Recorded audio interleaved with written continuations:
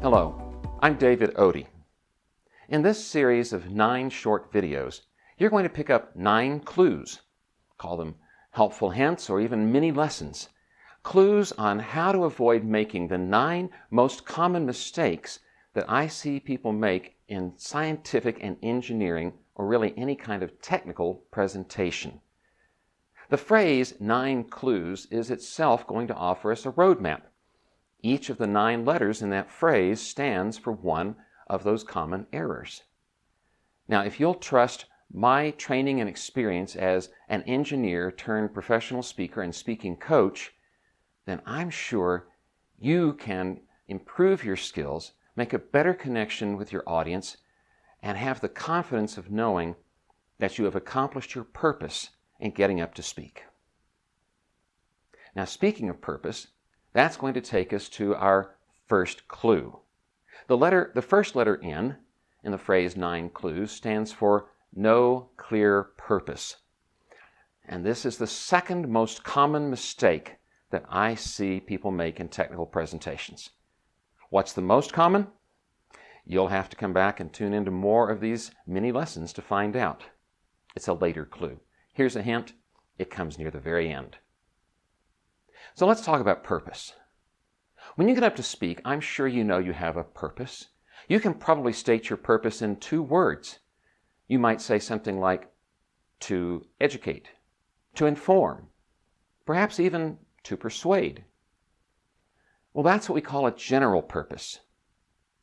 The mistake a lot of speakers make is they don't go down deeper and drill into their specific purpose. Your specific purpose when you give a presentation is the answer to this question. What do I want my listeners to think, do, or feel differently when I'm done? That is, what difference are you there to make? How are you going to change your audience's condition by getting up to speak? If you're not there to make a difference, you really ought not to speak. You should simply give someone a written version of your information.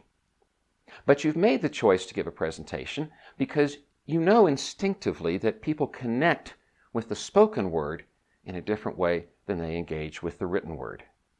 So start with your specific purpose. What do you want your listeners to think, do, or feel differently when you are done? Ideally, you want to combine any 2 or perhaps even all 3 of those. For example, let's look at thinking. Perhaps you just want your listeners to think differently about the state of the art in your field. Or doing. Perhaps there's an action you want them to take. You may want someone to fund or continue to fund your research. You may want someone to adopt your engineering solution. You may want someone to choose to collaborate with you. These are actions someone might take. And finally, don't forget about the feeling part of it. Let's say you're speaking to someone who's responsible for funding your research. Well, you want them not only to choose to fund further, but also you want them to feel that that is money well spent. So think about your specific purpose in terms of those 3 dimensions. What do you want your listeners to think, do, or feel differently when you are done?